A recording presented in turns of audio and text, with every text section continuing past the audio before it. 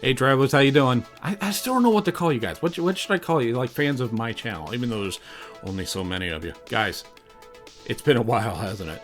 I have been sitting off in limbo waiting for my Disney Annual Pass's blackout date to lift.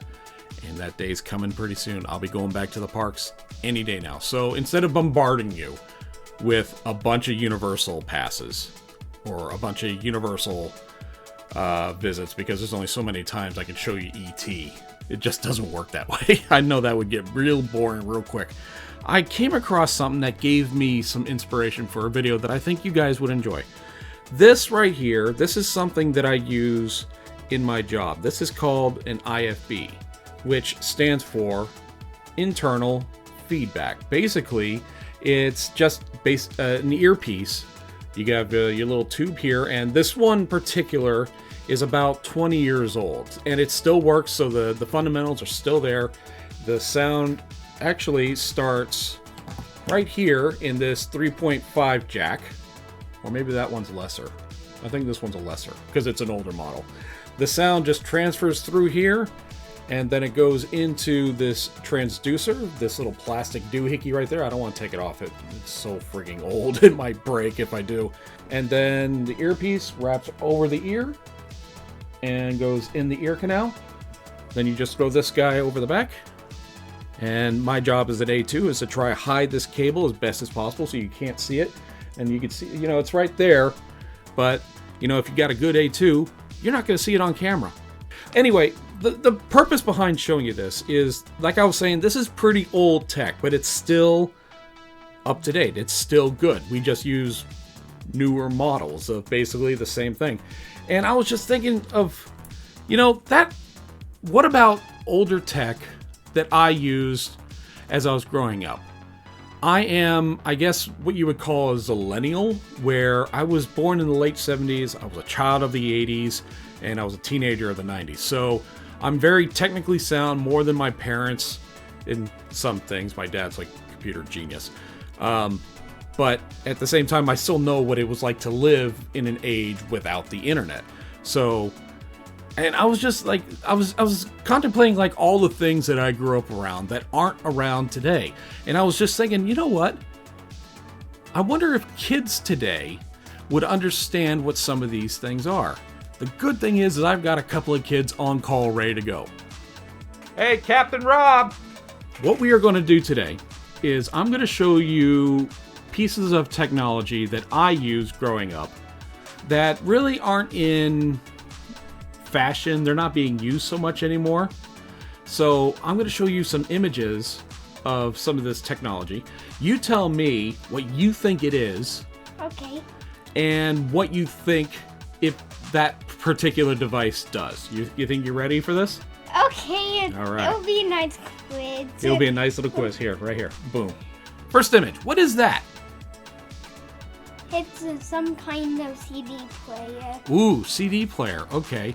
It's not a CD player, but I can totally see how you'd think it is. The opening slot right there. I can tell you that this device is probably roughly, I don't know, about that big. So, and it did play media, but it didn't play CDs. A music player. That's it. Nope. And again, good guess. Very good guess. This is something, and you can see I've whited out little areas that say literally on the device what it is. This is a VCR. What's a VCR? What's a VCR? Okay. We're off to a rousing start. All right, before... You know how if you want to watch a show, you just turn on Netflix and there it is? Yeah. Obviously, that's internet, and we didn't have internet back then. So what we had to do is set up these boxes like this and hit record, or we could program it to record at a particular time that we're not home and whatever, and hopefully the power stays on, and hopefully it actually starts recording, and the program starts on time. That drove me nuts. And then you go back and you can watch it later. Next item. What is that? It's a music player. Ooh, okay. Can you tell me any more? I recognized it from one of the videos I watched with Mom, so I know it's a music player, but I don't know. I don't remember what else it does. Well, this one particular had a name brand that was almost universally used across every device like this was referred to by this name, and that was a Walkman. You're able to walk around, big old headphones, and listen to music.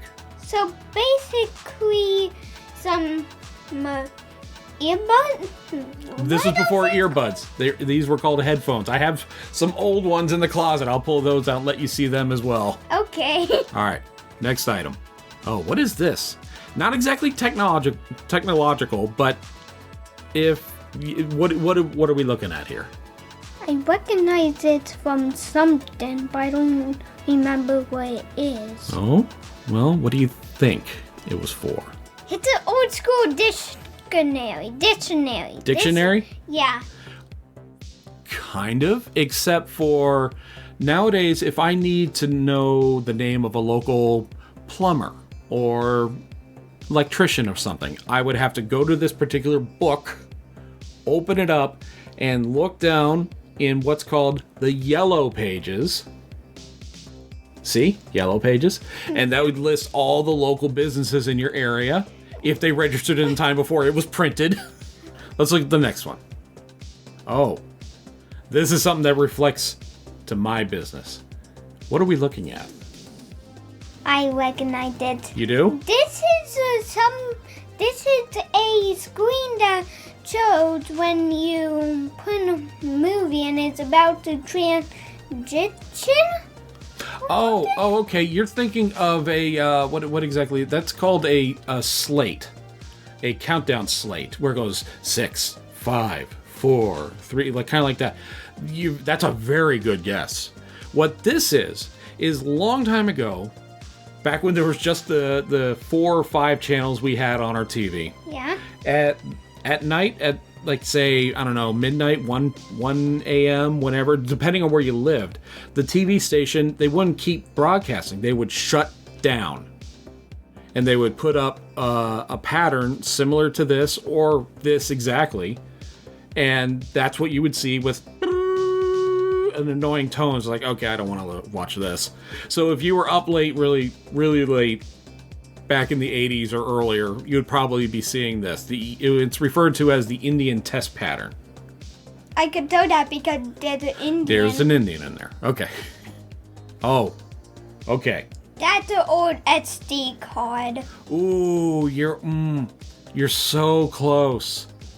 Do you know what? Have you seen these before? Yes, I know some history about video games, and I recognize these as old SD cards, but I don't recognize the name. SD cards. All right. These were floppy disks that we used to save data and information from our computer. Yeah, I know, SD cards. Well, they weren't called SD cards then. These things, especially that, you see, the large black one was first. We had that with my computer that my dad brought home back in like 82. Okay, go on. It was this big floppy, and it was very floppy. It was made of plastic, but it was kind of like paper. Yeah, you could break it easily. Then one yes. simple whip, and all your data would be gone. Yeah, they broke a lot. So the large black one there, that was one of the first commercial uses, and they didn't hold a lot of info. And then they went to this new model, which is the orange one, and it held a little more information, but it was a little smaller as well. And then they went to this blue one, which whenever you click on a computer and it shows you the save now feature, like you want to save your information, they show you an icon of basically that disk, that blue one. What is this symbol, this icon? A rewind button. All right, good. All you have to do is just, in mod days, you just go up to a menu and click a little red bar. At least if you're on YouTube, and then just scroll back if you missed a little detail. Right. This was before scroll bars. So we had to actually do that and then watch, okay, where's the spot I want to see? That's what I missed. Okay. So yes, that's a rewind button. What is this? A VHS VHS tape. It is not a VHS tape, but you're kind of on the right track. A music track. Very good. This is a cassette tape. This is what you would store music on, and cassettes were very popular for a long time, and they were also very durable. And it was all magnetic. That's the other tricky thing. It all worked on magnets. Whoa, I never heard about that fact. Yeah, magnetic was probably that's why if you take like a really powerful magnet and you rubbed it all over a cassette tape or a VHS tape or whatever, it would erase it. Make it blank. Or really screw it up. All right, here's the next. That's a typewriter. Very good. These were already on their way out, if not almost obsolete by the time I started getting into technology and whatever. But I'm impressed that you knew what a typewriter is. Yeah, I do know. It's basically a keyboard, but it would hurt more. Like typing. Hurt more? No, instead of typing something on a computer and sending it off to a printer, this would type right on the paper live. This is basically an analog laser printer. So basically, a printing machine, but it's going live stream. Right, and you'd have to type everything out, click, click, click, click, click, click. And if you made a typo, there was a way to correct it, but then most of the time people would just start all over again. Man, just whip out the paper and move on from the beginning. Yeah. Next one. What is this? I think that's an energy drink, right? Are you trying to be silly? Or were you legit? No, I'm really legit. It actually looks like an energy drink. Alright, it's not an energy drink. I'm laughing because you're laughing. I'm sorry, I don't want to laugh. I'm not laughing at you. I am definitely laughing with you. This is a roll of film. I was way off. Let's look at the next one. Oh, what is this? Photo paper. Technically, you're correct. These are Polaroids. Never heard that name before. Never? All the YouTube retro stuff you watch and you'd never heard of Polaroid? I never heard of Polaroid. All right. Well, Polaroid basically was instant film. That last picture I showed you of the film, you'd have to take a camera, take a photo, take that film out, take it to a place to get it personally developed, wait like an hour or day or whatever it took, pay them for it, then you get your photo back. So it was a long process. You shouldn't pay people to actually get your photo. Well, that was the process back then. That's how things work. Polaroids made it instant. You could take a photo, it would snap the photo onto the paper, and the paper would come out, and you just let it develop right there in the air. Some people thought that if you waved on it or blew on it, it would develop faster. That was a myth. What are these? These are all different models, but they all did the same thing. Actually, it looks like a couple of the duplicates are in there. They look like music players, more music players. They didn't play music. They look like calculators. They weren't calculators either. What were they? These were called pagers, or beepers. Beepers. Before you had cell phones, you could carry these around, and they had a phone number assigned to them. What you would do is you would call up that phone number, and then you can type in like some kind of message, and that message would show up on the screen of the pager. Well, I think that's basically a typing system online, but with a handheld device. Kind of. But it was a method to try and reach people who are constantly on the go and need to be, you need to get hold of them right away. And they were also very expensive. Very expensive. So the people who could afford them were people who need them, like lawyers, doctors, drug dealers.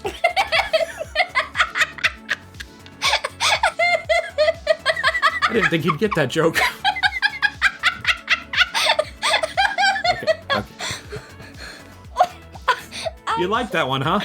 Yeah, I do. I'm trying to stop myself from laughing. Okay. All right, last one. You ready? Okay. Okay. What is this? That's the old radio signals, and you jam them around, and that's how you connect with different TV channels. Yes! It's a TV antenna. You'd put this near the TV, plug it into the back, and then you would extend the antennas and move them around however you could to get the best signal. Because back then, you couldn't. TV signals didn't just come through a cable. They were like radio signals. They were up in the air, and you had to try and capture them to watch TV. Yeah, that would be a lot of work. I'm glad we can just pick up a remote, turn on the TV, pick up a different remote, choose what you want to watch, and watch it, and then sit back. And turn on a different remote to turn on the surround sound.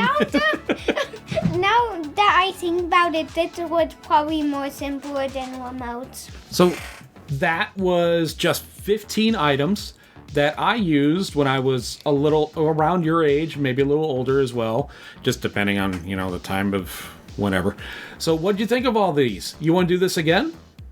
Someday, yes. Someday? Okay. Oh, I'll try and find 15 more things. If you can think of a couple of things that might be interesting for him to try and guess what they are, go ahead and say it down in the comments. And please don't show them to me so I get spoiled. I will not show them. I promise I will not show the two people who comment. And make sure to like and subscribe. What he said. Exactly. Guys, thank you for watching. We will do this again. I'll probably expand it into different ways, but I had fun with this. You had fun with it? Yeah. So guys, I just want to say, be good to yourselves. Take care of each other. Never give up. Never surrender. Yeah.